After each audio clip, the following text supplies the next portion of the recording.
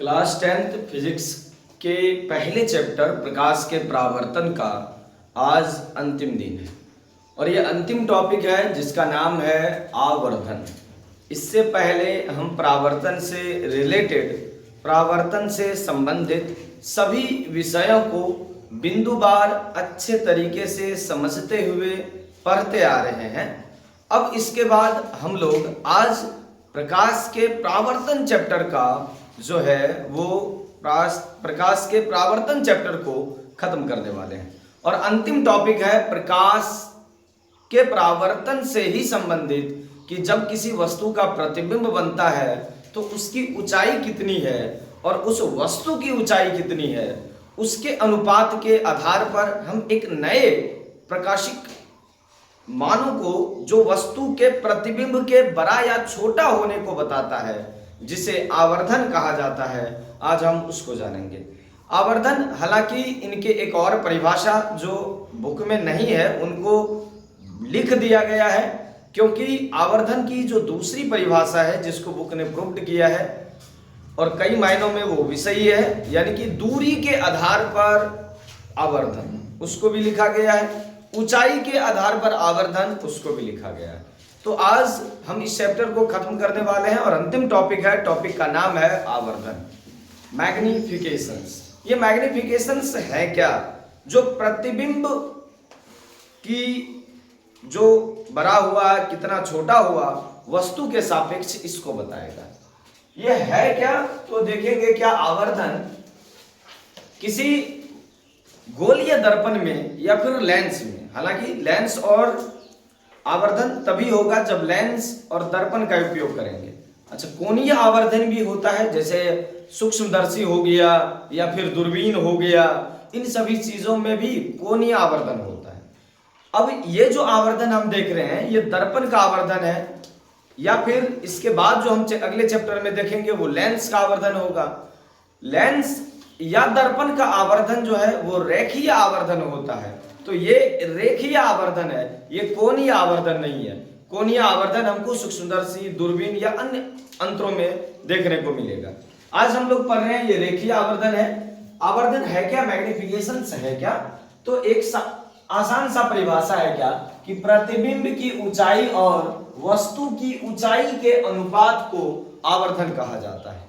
यानी कि प्रतिबिंब की ऊंचाई जितनी है और बटे वस्तु की ऊंचाई जितनी है, दोनों को रख देने पर, दोनों के अनुपात को के मान को निकाल देने पर आवर्धन का मान आ जाता है। आवर्धन यानी कि प्रतिबिंब की ऊंचाई और वस्तु के ऊंचाई के अनुपात को आवर्धन कहा जाता है। आवर्धन को m से सूचित किया जाता है। यदि वस्तु की ऊंचाई h डैश है और यदि प्रतिबिंब की ऊंचाई h डैश है और वस्तु की ऊंचाई h है, तो किसी भी गोलीय दर्पण का आवर्धन m बराबर h डैश बटे h होगा। कहने का मतलब प्रतिबिंब की ऊंचाई बटे वस्तु की ऊंचाई होगी। इस तरह से हम आवर्धन को निकाल सकते हैं। एक दूसरी परिभाषा यह है कि प्रतिबिंब दूरी तथा वस्तु दूरी के अनुपात को आवर्धन कहा जाता है। प्रतिबिंब दूरी यानी कि v, वस्तु दूरी यानी कि u, दोनों के अनुपात को आवर्धन कहा जाता है। आप ऐसा भी लिख सकते हैं, इसमें कोई गलती नहीं होगी। प्रतिबिंब दूरी और वस्तु दूरी के अनुपात को आवर्धन कहा जाता है। इससे पहले जो परिभाषा है वो प्रतिबिंब की ऊंचाई और वस्तु की ऊंचाई के अनुपात को आवर्धन कहा जा सकता है, ये कहा जाता है, ये गलत नहीं है। और नीचे जो है ये भी गलत नहीं है, क्या कि प्रतिबिंब दूरी और वस्तु दूरी के अनुपात को आवर्धन कहा जाता है। आप लिख सकते हैं आवर्धन m बराबर प्रतिबिंब की दूरी बटे वस्तु दूरी, m बराबर प्रतिबिंब दूरी v और वस्तु दूरी u, तो इस तरह से हो गया v बटे u। अब यहाँ ये है कि इसमें हम माइनस और प्लस दोनों दिए हैं, इसीलिए क्योंकि आवर्धन प्लस माइनस दोनों का चिन्ह v बटे u दिए हैं दूरी वाले में, इसलिए ऐसा दिया गया है क्योंकि वस्तु दूरी और प्रतिबिंब दूरी कभी कभी दोनों माइनस में रहता है और कभी कभी एक माइनस में रहता है। यदि ये दोनों माइनस में है तो एक और ये दोनों कट जाएगा और कटने के बाद ये प्लस में आ जाएगा, फिर दूसरा ये होगा कि यदि एक माइनस में है तो वो सिर्फ माइनस में रहेगा। इसीलिए प्लस और माइनस उत्तल और अवतल दोनों दर्पणों के लिए अलग अलग तरीके से आता है। जैसे उत्तल दर्पण की बात करेंगे तो ये दोनों ज्यादातर जो है आपको नजर आएगा माइनस में, उसका फायदा ये होगा।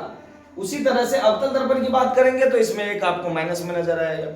तो इस तरह से ये क्या होगा कि काल्पनिक प्रतिबिंब के लिए अलग हो जाएगा और वास्तविक प्रतिबिंब के लिए आवर्धन अलग हो जाएगा।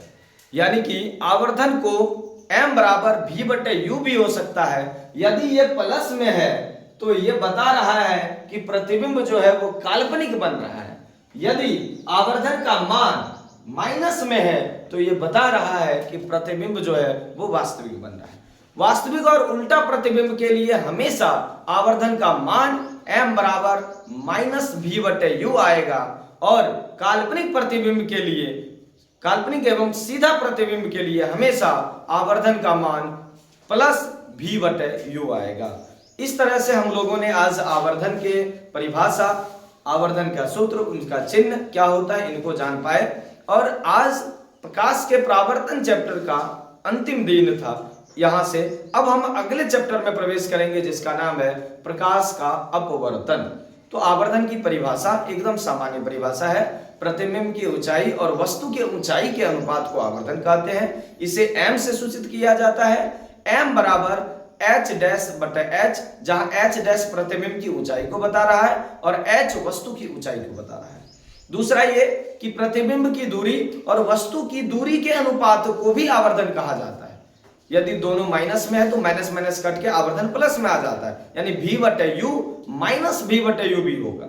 यदि माइनस v बटे u है तो प्रतिबिंब वास्तविक और उल्टा है। यदि प्लस v बटे u है m बराबर, तो इसका मतलब प्रतिबिंब काल्पनिक एवं सीधा है। इस प्रकार से आवर्धन को हम लोग जान पाए।